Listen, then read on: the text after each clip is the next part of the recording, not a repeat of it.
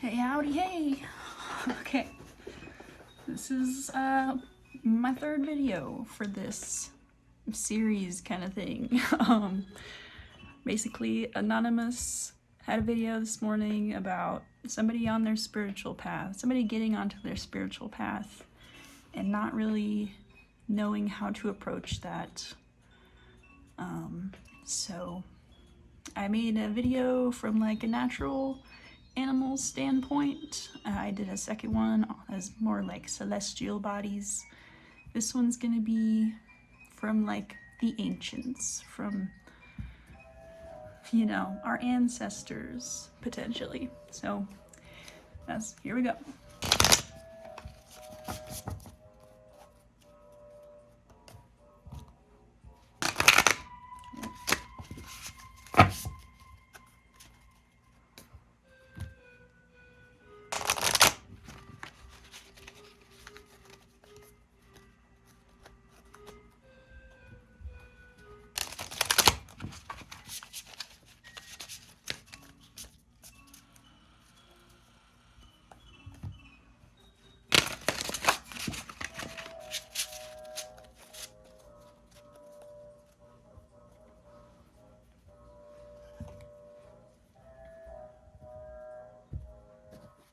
Okay, so this is the Egyptian tarot. We're gonna start with 3 cards from the tarot.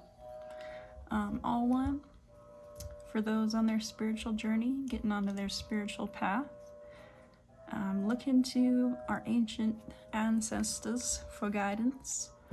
What can we offer in the way of support? 3 cards, please.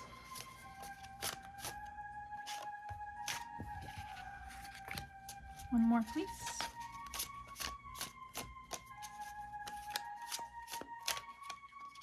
Thank you, thank you.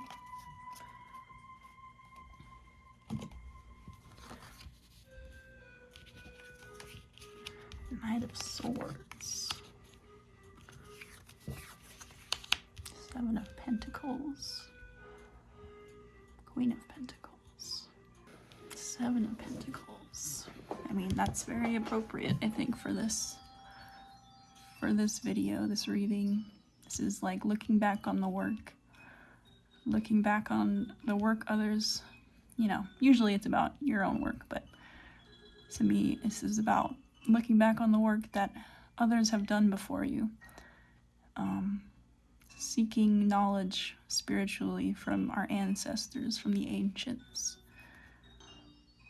Based on a good foundation. I mean, I think we have a very good foundation of work from our ancestors that we can look to for what we know to be truth. Ritter. So yeah, these cards speak to me about, you know, looking back on what came before us and bringing that truth forward into the modern day.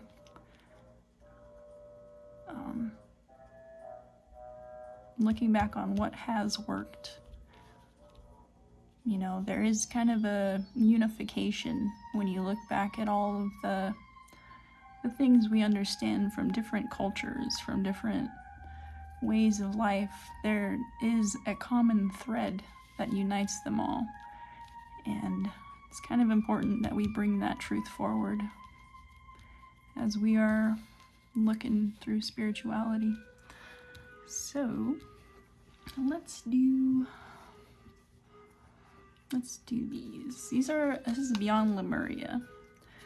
I'm not gonna go into that too much because that's like extra ancient. Like these ones are kind of ancient human history. Lemuria is looking beyond that into the stars, and our potential space people, celestial ancestry. So let's just look at one of these, just to see if there's anything we should pay attention to here. 1 card, please.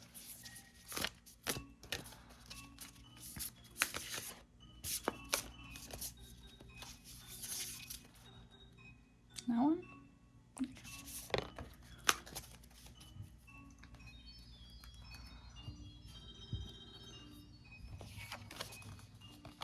unbalanced forces. Number 19. Yin and yang. Productive flow, masculine and feminine energy, the balance of duality, patriarchal paradigm being rebalanced, equality, balance, and perspective. Shoot, yeah. Sure, everybody's aware that the planet Earth is currently dominated by patriarchal societies, valuing the masculine, valuing about, I'm not gonna say, not self-importance, but of individuality, of putting yourself first. You know, make America great again, America first, all that nonsense. This, to me, speaks about unification of differences, of the duality, finding more value in feminine qualities, but not devaluing masculine. Just, you know, balance is always good, always preferable.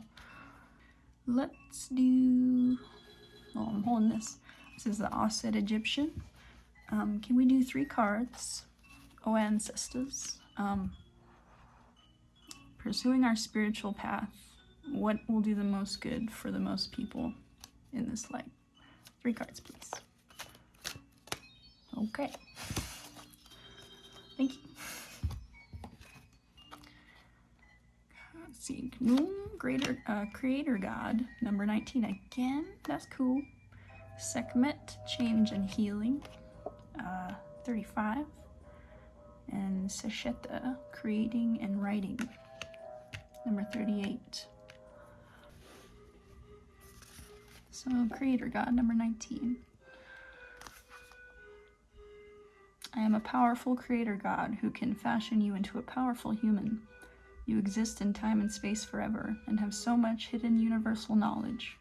When you call on this hidden power, it gives me the power to make you a god too. You are not here on Earth to simply be a human. You were created by me to become a god, just as I later united within myself in the 4 great gods, Ra, Shu, Geb, and Osiris. Creating the god within. Yeah. I'm gonna go into that more in a second here. Let's look at Sekhmet. I come to you as I stand in my chapel at Karnak Temple. My energy resides in my many statues through the ceremony of intention called opening the mouth. So no, I still exist.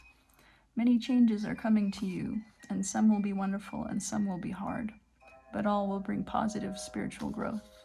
Invoke me and call for me and see me as in my image standing beside you, and you will always be spiritually protected. Keep me as your ally when you need more personal power, and do not be scared of me or your powers.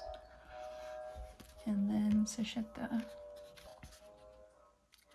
Come now, listen to me as we construct plans together for your next project and your future life. Your success is my joy, and the star energies from Sirius will add light to this project for you, for as I create the heavens, I will create you as my next star. Few know how to connect to my starry energies, but those like you who do will succeed in this life and then become a star in the sky, never to return to the harsh earth as human once you are blessed by Sesheta. Okay. So, yeah. There is a God within you. If you chose this reading from your ancestry, from ancestral, stuff, you potentially already have an understanding of this, that you are a god. You are not the god. You are part of it, but there is a God within you. The whole God created us in his image is not fiction. We are incredibly powerful humans, as humans, but that is not the limit of our nature.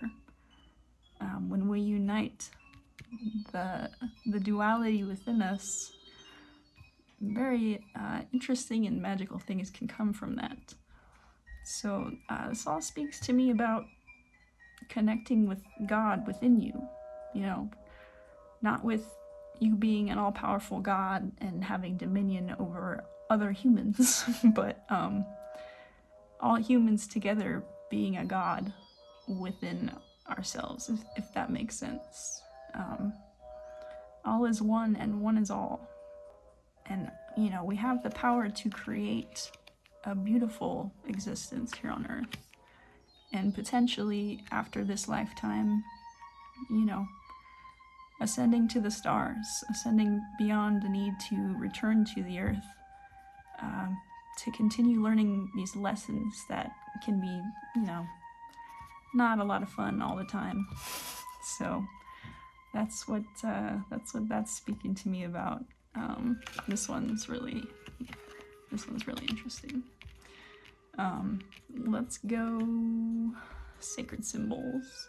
Can we have 3 very important symbols to kind of, you know, most spirituality is symbolic, and I don't mean that in like a metaphorical way. The way we see the world is through symbol.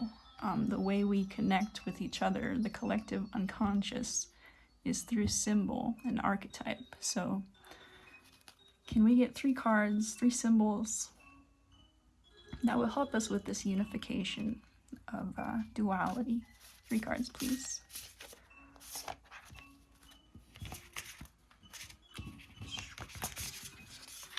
That was messy. Can I get 1 more, please? Thank you.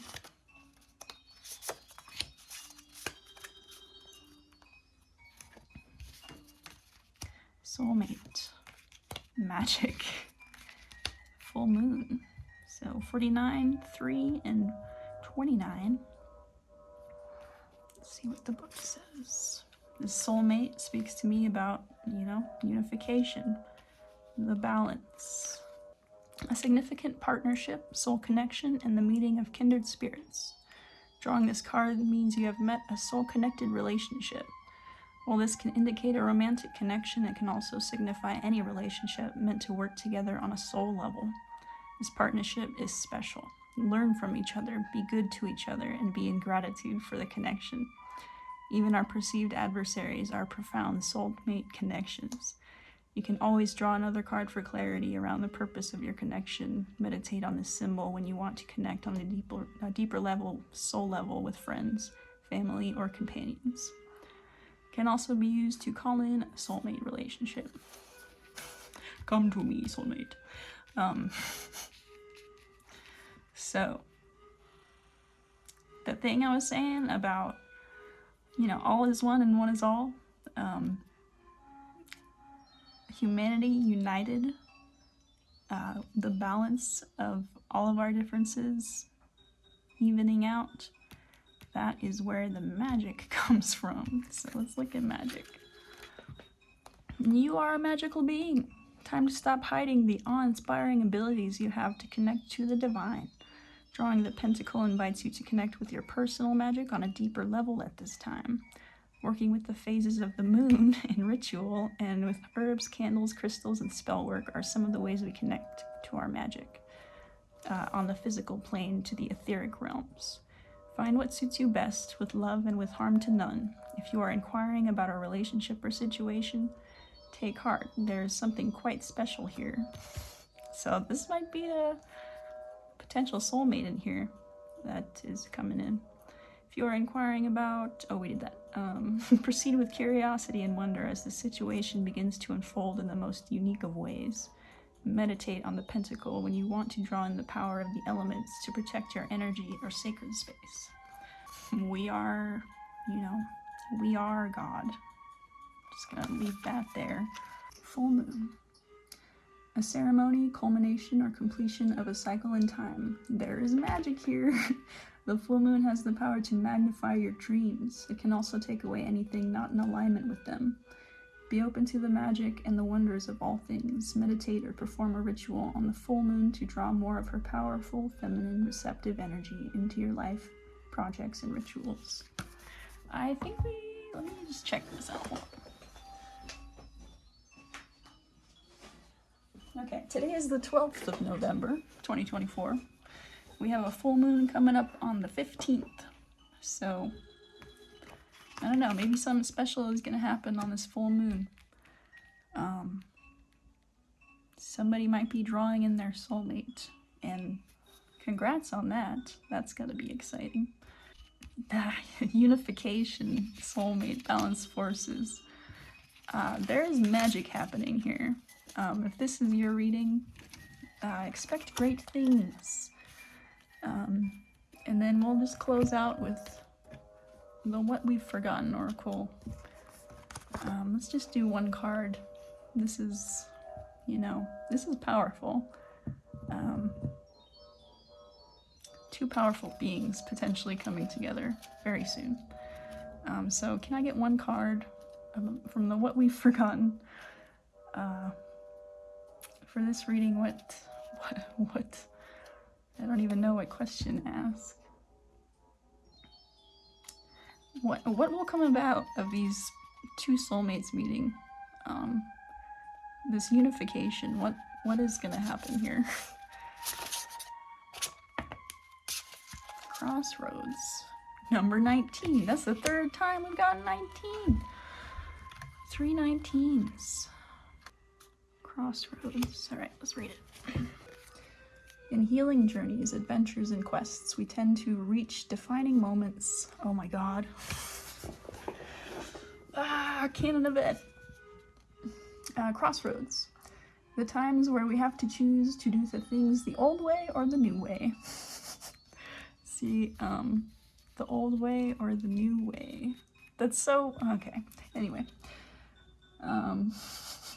The times where we feel caught between worlds. Sometimes, okay, I need to stop. Sometimes this process brings a fog, a dark forest, a trauma shed. Sometimes it even brings out the hissing nastiness of archetypes you've battled before, as they try to dissuade you from crossing the river of sadness. So talking about archetypes and collective unconscious. We can float towards the banks of self-sabotage, or we can choose our own way and cross the river. As Viktor E. Frankl said in Man's Search for Meaning, everything can be taken from a man but one thing, the last of the human freedoms, to choose one's attitude in any given set of circumstances, to choose one's own way. It is hard work, but the reward is the magic of transformation. This is where we can ask the question to our highest selves, to the higher collective intelligence. What do you want me to know? What are you trying to tell me? Consider where you may be at a crossroads in your own life. This feels like a big moment in time. Especially we've got the 3 19s here. What's the word I'm looking for? Not tantamount. I'm frustrated that I can't remember the word I'm looking for, but this feels like a big moment. Maybe for humanity. Crossroads. Unification of duality. This is a moment of a turning point.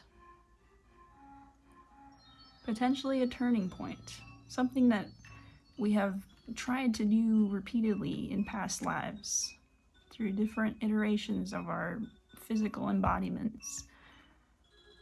And we might actually be doing it in this lifetime. This might be the turning point. I don't know how much it would be tied to the age of Aquarius, but big things. We can't know what's gonna happen because we haven't done it before, but I have a feeling it will be good. Change and healing, balance.